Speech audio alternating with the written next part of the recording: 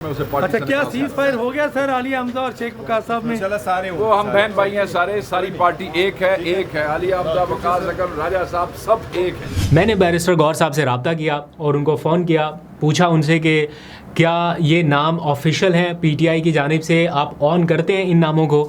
तो उन्होंने बताया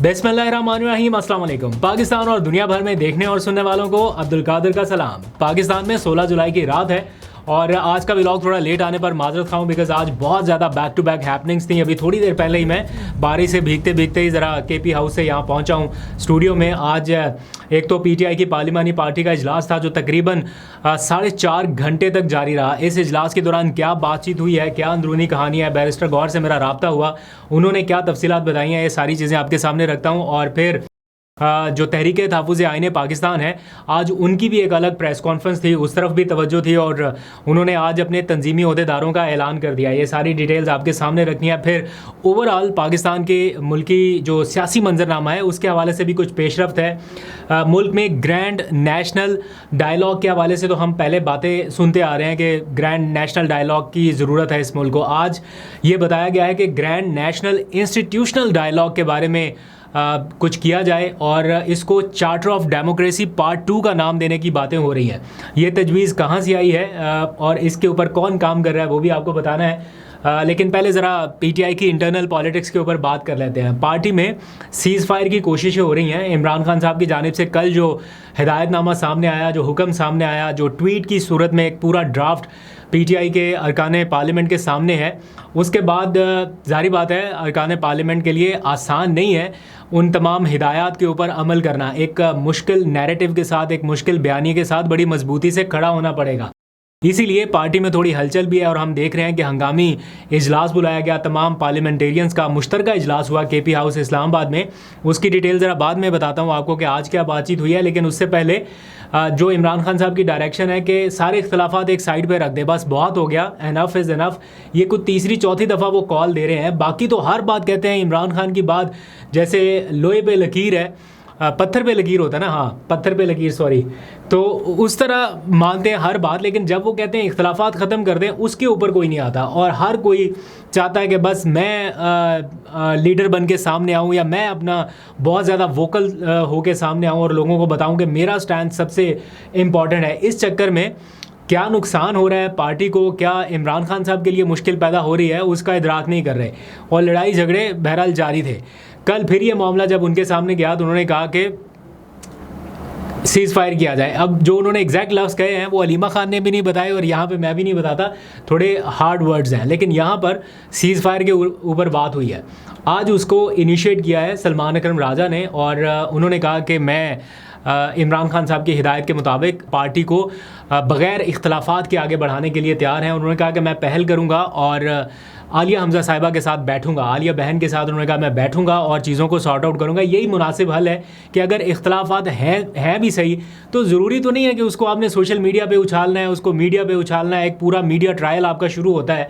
उससे बेटर यही है कि आप आपस में बात कर लें और उसकी तरफ मामला जा रहा है। अब आ जाइए ज़रा केपी हाउस में क्या हुआ। अब से थोड़ी देर पहले पीटीआई की पार्लिमानी पार्टी का इजलास और कुछ 4.5 घंटे तक ये इजलास चला। मैं आपको तफसील बता देता हूँ। पहला, इसमें इमरान खान साहब के हवाले से जो उनके साथ जो सलूक रखा जा रहा है जेल में, उसके ऊपर डिटेल डिस्कशन, एहतजाजी तहरीक, फिर जमशेद दस्ती की नाअहली, उमर अयूब खान के ख़िलाफ़ इलेक्शन कमीशन का रेफरेंस, मखसूस नशिस्तों के छीने जाने के बाद केपी में सेनेट का पूरा माहौल, ये सारी चीज़ें डिस्कस की गई हैं कि कैसे इन मामलात के बीच में से आगे बढ़ना है। क्योंकि मुश्किल सूरत हाल है, आपके 90 के करीब अरकान आज़ाद हैं, उनकी ख़रीदो फरोख्त शुरू होने वाली है, मंडियां लगने वाली हैं, करोड़ों रुपयों की बोलियां अब शुरू होनी है, तो कैसे टैकल करना है, ये सारे मामला थे जिनके ऊपर डिटेल डिस्कशन की गई है। मुश्किल सूरत हाल इमरान खान के कल के हिदायतनामे के बायस रही है, जो उन्होंने कहा कि हर पार्टी मेंबर जो है वो ट्वीट करे, रीट्वीट करे मेरे ट्वीट को।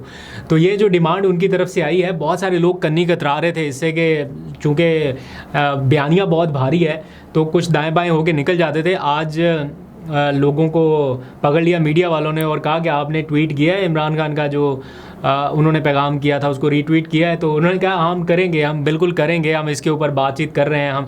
तो देखें ये बहुत आसान है रीट्वीट कर देना, लेकिन जब वो कह रहे हैं कि हम बातचीत कर रहे हैं, ये सारी चीज़ें हम अंडर डिस्कशन ला रहे हैं, दैट मीन्स कि उनके लिए थोड़ी सी प्रॉब्लमेटिक सिचुएशन है या उनके लिए मुश्किल है कि वो बाहर रह के ये सारा कुछ कर पाएँ। बहरहाल आप लोग बताइए आपकी नज़रों से किस किस का गुजरा है ट्वीट और कौन अभी भी बाकी है। अब आ जाइए, जो मैंने स्टार्ट में आपको बताया कि बैरिस्टर गौहर से भी रब्ता हुआ, कुछ अंदरूनी कहानी जानने की कोशिश की।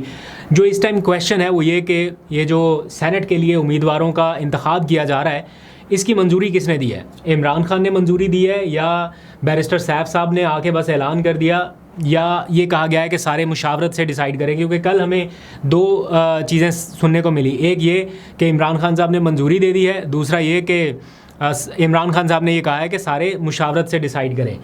तो बैरिस्टर सैफ साहब ने आके ट्वीट कर दिया, उसमें उन्होंने नाम बता दिए कि जनाब इनको मैं आगे चल के नाम भी बताता हूँ कि इनको हमने टिकट देने का फ़ैसला कर लिया है इमरान खान साहब की मंजूरी के बाद। तो बैरिस्टर सैफ साहब की बात पर बहुत सारे लोग यकीन करने के लिए तैयार नहीं है, ज़ाहिर बात है, बहुत सारी रीज़न्स हैं उसकी। तो लोग चाहते थे कि या तो अलीमा खान कंफर्म करें या फिर पार्टी की सतह पे उसको ऑन किया जाए। मैंने बैरिस्टर गौहर साहब से रब्ता किया और उनको फ़ोन किया, पूछा उनसे कि क्या ये नाम ऑफिशियल हैं PTI की जानिब से, आप ऑन करते हैं इन नामों को? तो उन्होंने बताया कि ये नाम इमरान खान साहब की जानिब से फ़िलहाल मंजूर कर दिए गए हैं और यही नाम हैं जिनके बारे में हम ऑफिशियली किसी भी वक्त बाकायदा एक लिस्ट जारी कर सकते हैं, लेकिन हम इसको रखेंगे subject to Imran Khan approval के। अगर उन्होंने कोई भी और चीज़ इसमें तब्दील करानी हुई या उन्होंने कहा कि इस बंदे का नाम निकाल दें या इस बंदे का हटा दें तो हम वो भी करेंगे, लेकिन एज़ इफ़ नाउ आज की तारीख़ में एज़ पर बैरिस्टर गौहर ये नाम इमरान खान साहब की जानिब से मंजूर किए गए हैं, जिसमें मिर्ज़ा अफरीदी का नाम भी शामिल है। शुरू से बता देता हूँ, मुराद सईद का नाम है। जब इंतखाबात हो रहे थे जनरल इलेक्शन, तो मुराद सईद साहब के वालिद को टिकट दिया जा रहा था, तो उन्होंने फ़ोन करके बैरिस्टर गौहर को मना कर दिया था, एक ऑडियो नोट भेज के कि मेरे वालिद साहब को आप टिकट ना दीजिए, क्योंकि वो चाहते थे कि वो ख़ुद सेनेट की नशिस्त के ऊपर रहें, इसलिए उन्होंने अपने वालिद साहब को मैदान में नहीं उतारा। अच्छा जेस्चर उन्होंने शो किया और ये फिर वरना बहुत सारी बातें आनी थी। तो मुराद सईद साहब हो गए, उसके बाद फैसल जावेद, उनको रिटेन किया गया है। मिर्ज़ा आफरीदी ये डिप्टी स्पीकर रह चुके हैं, इनको भी रिटेन किया गया। तो मैंने बैरिस्टर गौहर साहब से पूछा कि आप ही के कॉलीग्स कह रहे हैं कि जनाब जेल के अंदर हमारी आंखों के सामने इमरान खान साहब ने इनका नाम नूरुल हक कादरी से रिप्लेस कर दिया था। तो उन्होंने कहा वो काफ़ी पहले की बात है और ऐसा नहीं था कि रिप्लेस कर दिया था और कहा था कि इसको बिल्कुल टिकट नहीं देना। जब डिस्कशन हुई और इमरान खान साहब ने रिकॉल किया कुछ चीज़ों को, तो उन्होंने कहा ये वही है Mirza Afridi, deputy chairman senate, जो ज़मान पार्क में भी आया करते थे, जो हमारे इवेंट्स होते थे रमज़ान के, और कुछ एक दो और उन्होंने हवाले दिए। तो उन्होंने कहा कि इनसे मेरी मुलाकातें हैं तो इसको भी टिकट दें। और फिर जिसके बारे में बात हो रही है कि मेरी मिर्ज़ा अफरीदी साहब से आज तक वल्ला मैं आपको बता रहा हूँ कि ना कभी उनसे टेलीफोन पर बात हुई है, अपनी बात बता रहा हूँ। कभी किसी को लगे कि पता नहीं क्यों तरफदारी कर दें, आजकल सोशल मीडिया पे मैं देख रहा हूँ लोग कहते हैं कि पता नहीं कोई पेड ट्वीट्स हो रहे हैं या उनके हक़ में कोई बातें हो रही हैं। मैं ना उनको आज तक ज़ाती तौर पे मिला हूँ, ना कभी जानता हूँ, ना कभी उनसे कोई सलाम दुआ हुई, ना कभी टेलीफोन पे रब्ता हुआ। उनका PTI में कोई बहुत ज़्यादा मैंने एक्टिविटीज़ में नहीं देखा उनको इन्वॉल्व, किसी लॉन्ग मार्च में, किसी शॉर्ट मार्च में उनकी कोई बहुत ज़्यादा उस तरह से मैंने नहीं देखी एक्टिविटीज़, जिस तरह आम वर्कर की बहुत ज़्यादा है। जैसे पेशावर के वो इरफान सलीम साहब हैं, या यही नाम है मेरा ख्याल है, जिनके हवाले से आज एहतजाज हो रहा है, तो वर्कर उनके साथ खड़ा है, वो कह रहे हैं कि भाई टिकट इनको दें, ये जेन्युइन वर्कर है, इन्होंने मारे खाई हैं, बर्दाश्त किया है। लेकिन दूसरी जानिब ये फ़ैसला भी इमरान खान साहब का है और इसको बैरिस्टर गौहर ने भी कंफर्म कर दिया आज। और साथ उन्होंने जो जनरल सेक्रेटरी हैं सलमान अकरम राजा साहब, उन्होंने बताया कि जो वकील उनसे इमरान खान साहब से गुज़िश्ता रोज़ मिल के आए हैं, उन्होंने भी यही बताया कि इमरान खान साहब ने उनकी मौजूदगी में इस नाम की मंजूरी दे दी है। अब किसी को जो भी तनकीद करनी है वो ज़रूर करे, लेकिन इस टाइम पे ये मंजूरी इमरान खान साहब की जानिब से आई है, इसलिए इसके ऊपर मेरा ख्याल है अब और तनकीद शायद ना हो। लेकिन अगर बाहर एहतजाज इतना शदीद हुआ कि कल इमरान खान साहब तक ये बात पहुँचे मुलाकात के दौरान कि जनाब ये नाम हमें बदलना चाहिए, तो हो सकता है कि ये नाम बदल दिया जाए। तो लेकिन ये एक खासा रहा है इमरान खान साहब का कि वो अपने वर्कर्स की बात सुनते हैं। अगर ये एहतजाज बड़े पैमाने पर कन्वर्ट हो गया और इरफान सलीम साहब के लिए बहुत सारे लोग निकल आए तो फिर मुश्किल हो सकती है। फ़िलहाल जो है वो इनका नाम शामिल है। इसके अलावा आज़म सवाती हैं टेक्नोक्रेट की लिस्ट पे, रुबीना नाज हैं और मिशाल यूसुफजई साहबा हैं। मिशाल यूसुफजई के नाम पे भी बहुत सारे लोग तनकीद कर रहे हैं। मेरा इनसे भी कभी रब्ता नहीं है, ना कभी मुलाकात है। मुझे नहीं पता कि क्या मेरिट रहा या क्या हिसाब किताब है, लेकिन येस मैं ये समझता हूँ कि फ्रॉम सानिया निश्तर टू मिशाल यूसुफजई ये बहुत बड़ा डिक्लाइन है। शायद पीटीआई के पास इस टाइम कोई और अवेलेबल स्लॉट नहीं है या कोई और बंदा नहीं है इस हवाले से जिसको ये सीट पुर करने के लिए लाया जा सके, लेकिन मेरा नहीं ख्याल कि सानिया निश्तर का कोई मुतबादल हो सकता है। मैंने सानिया निश्तर को काम करते हुए देखा है, उनकी डेडिकेशन को देखा है, उनकी डिवोशन को देखा है, जिस तरह से वो दिन रात एक करके काम कर रही थी। आई विश कि कभी दोबारा ऐसा मौका आए कि वो पाकिस्तान को सर्व कर सकें। इस हुकूमत को चाहिए था कि उनको बाहर जाने से रोकते, उनको रिक्वेस्ट करते, उनको मनाते कि आप हमारे साथ काम करते। सानिया निश्तर किसी भी गवर्नमेंट के साथ काम करती, शायद वो इनके साथ ना कर पाती, लेकिन अगर वो किसी भी गवर्नमेंट के साथ काम करती तो लोगों के लिए कम से कम आसानी ज़रूर लेके आती, जितना वो मेहनत से काम करने वाली खातून है। मैंने उनको 2 सालों में भरपूर मेहनत करते हुए देखा, जब वो रेस्टलेस होकर भी उन्होंने लोगों की खिदमत की। एनी हाउ ये सारी सिचुएशन थी। अब आ जाइए ज़रा, मैंने आपको बताया था स्टार्ट में कि मुल्क में ग्रैंड नेशनल इंस्टीट्यूशनल डायलॉग के हवाले से चार्टर ऑफ डेमोक्रेसी पार्ट 2 की बातें हो रही हैं। साबिक चेयरमैन सेनेट है मियां रज़ा रब्बानी, सीनियर सियासतदान है पाकिस्तान पीपल्स पार्टी के। उन्होंने आज एक ख़त लिखा, एक ड्राफ्ट उन्होंने बल्कि मंजर आम पे लाए हैं, जिसमें उन्होंने अपील की है तमाम इदारों से कि इस मुल्क को एक ग्रैंड नेशनल डायलॉग की ज़रूरत है। ना सिर्फ ग्रैंड नेशनल डायलॉग बल्कि इंस्टीट्यूशनल डायलॉग, यानी इदारों के दरमियान डायलॉग हो, सारे तय कर लें कि अपनी अपनी डोमेन क्या है, सिमत क्या है, किस तरह से आगे बढ़ना है, ताकि पाकिस्तान में ये जो पोलराइजेशन है इसका ख़ात्मा हो सके, इसमें रूल ऑफ लॉ प्रिवेल कर सके, आइन की बालादस्ती हो सके। इसके लिए उन्होंने कुछ तजावीज़ दी हैं और उन्होंने कहा कि एक चार्टर ऑफ डेमोक्रेसी 2 का नाम उन्होंने दिया है। पहले भी एक बार हो चुका, एक बार फिर इस मुल्क को ज़रूरत है चार्टर ऑफ डेमोक्रेसी की। ये एक मुस्बत सोच है जिसकी तरफ पाकिस्तान को आगे बढ़ने की ज़रूरत है। जो हो चुका इसको अगर कवर करना है, इसमें से निकलना है, तो ये सबसे बेस्ट चीज़ है कि सारे सियासतदानों को इसकी तरफ सोचना होगा। अच्छा, अब आ जाइए ज़रा, जो तहरीक तहफ़्फ़ुज़ आईन पाकिस्तान की प्रेस कॉन्फ्रेंस हुई, जल्दी से बता देता हूँ। इस प्रेस कॉन्फ्रेंस का मकसद बेसिकली यही था, पाकिस्तान में रूल ऑफ लॉ और आइन की बहाली, और उसके लिए ये जो प्लेटफॉर्म बनाया गया है अपोजिशन जमातों पर मुश्तमिल, इन्होंने अपने तंजीमी ओहदेदारों का ऐलान किया है एक तरह से। और इसमें मैं जल्दी से बता देता हूँ, महमूद अचकज़ई जो हैं वो चेयरमैन होंगे इस तंजीम के। अभी तक ये तंजीम ऐसी चल रही थी कि बस सरबराह है महमूद अचकज़ई साहब, तंजीमी ओहदे नहीं थे। अब महमूद अचकज़ई साहब को चेयरमैन बना दिया है। अलामा राजा नासिर अब्बास वाइस चेयरमैन होंगे। मुस्तफ़ा नवाज़ खोकर काफ़ी वोकल हैं इस प्लेटफॉर्म पे, वो भी वाइस चेयरमैन होंगे। पीटीआई के पास आई है जनरल सेक्रेटरी की नशिस्त और असद कैसर जनरल सेक्रेटरी होंगे। फिर साहिबजादा हामिद रज़ा की एलाई हैं पीटीआई के और इस प्लेटफॉर्म के, वो सेक्रेटरी इतलात बनाए गए हैं, और हुसैन अखुनज़ादा इस प्लेटफॉर्म के तर्जुमान होंगे। एंड बाय द वे, कल फिर मुलाकातों का दिन है, 6 लोगों का नाम दे दिया गया है, और एक और एंकर जो हैं वो इस बार लिस्ट में डाल दिए गए हैं कि इन एंकर की मुलाकात कराई जाए, और इस बार हैं अतहर काज़मी। इनका नाम पीटीआई ने लिस्ट में डाला है। पहले अलीना शिगरी ने कोशिश की थी मुलाकात करने की, वो नाकाम रही। अब इस बार अतहर काज़मी का नाम डाल दिया गया है। कल अगर इनकी मुलाकात होती है तो पता चलेगा, अगर नहीं होती तो फिर एक नैरेटिव मार्केट में आ जाएगा कि देखें ख्वाजा आसिफ साहब तो कहते हैं मीडिया को जाके देखना चाहिए, और यहाँ पे अलाउ नहीं कर रहे मीडिया को। और हो सकता है कि कुछ दिनों के बाद वो अपनी पसंद के कुछ एंकर्स, मनपसंद, जैसे इंटरव्यूज़ के लिए सेलेक्ट किए जाते थे कुछ लोग, ऐसे किसी को भेज दें कि जनाब हम सूरत हाल देख के आए। मुझे लगता है, मुझे ख़दशा ये है कि ये होने वाला आइंदा आने वाले दिनों में।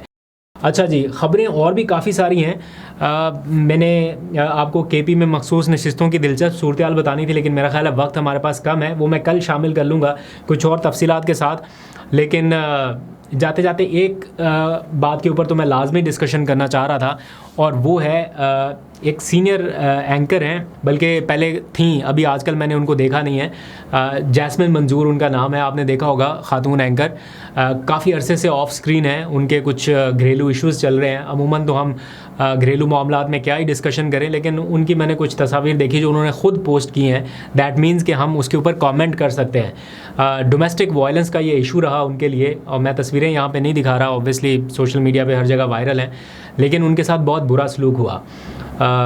उनके हस्बैंड ने गालबन उनके ऊपर तशद्दुद किया, जिसका वो इजहार भी कर रही हैं। मैं खाली इस प्लेटफॉर्म के थ्रू ये बात तो करना चाहता हूँ कि अगर आपको अपना लाइफ पार्टनर पसंद नहीं है या आप उनसे एग्री नहीं करते, डिसएग्री करते हैं किसी चीज़ के ऊपर, तब भी अगर एक्सट्रीम पोजीशन भी आ जाती है तो तशद्दुद तो किसी चीज़ का हल नहीं है। ये क्यों किया जाता है, I am unable to understand कि कोई कैसे मारपीट कर सकता है अपने लाइफ पार्टनर को, वो भी खातून को भी नहीं करनी चाहिए, लेकिन एक खातून, एक निहत्ती, एक कमज़ोर खातून, कमज़ोर भी चले नहीं कहना चाहिए, फिर लोग कहते हैं कि जेंडर डिस्क्रिमिनेशन है, लेकिन यहाँ पर तो कमज़ोरी रही होगी ना उनकी कोई ना कोई, कि उनको इतना वो मारपीट के उनकी हालत ही ऐसी कर दी कि वो बेचारी अपनी तस्वीर दिखा के कह रही हैं कि मेरे साथ इतना टॉर्चर हुआ। तो एट वर्स्ट केस सिनेरियो भी अगर आपको अपना लाइफ पार्टनर पसंद नहीं है या कोई भी सिचुएशन है, अल्लाह ताला ने रास्ते रखे हुए हैं, आपके लिए रास्ता रखा हुआ है। तो वहशियाना तशद्दुद करने की बजाय या वहशीपन पे उतर आने की बजाय आप बड़े ग्रेसफुली एक दूसरे के साथ अंडरस्टैंडिंग के साथ इस चीज़ को सॉर्ट आउट कर सकते हैं। ये कोई ऐसा मसला नहीं है कि आप इस चीज़ से निकल ना सके। तशद्दुद और मारपीट वो भी मर्द के हाथों, ये तो मर्द को वैसे ही ज़ेब नहीं देता। बहरहाल अल्लाह ताला उनके लिए बेहतरी करे और वो इस ट्रॉमा से निकल जाएं जितनी जल्दी हो सके। स्टोरी की मैं समझता हूँ कि दोनों साइड्स को देखना चाहिए। पता नहीं क्या सिचुएशन रही होगी, लेकिन फिर भी मारपीट किसी मसले का हल नहीं है, तशद्दुद किसी मसले का हल नहीं है, और ऐसे रिश्ते में तो कतई नहीं, इसकी इजाज़त नहीं है इस्लाम में। एनी हाउ, अभी तक के लिए इतना ही। अपना बहुत सा ख्याल रखिए। अल्लाह हाफिज़।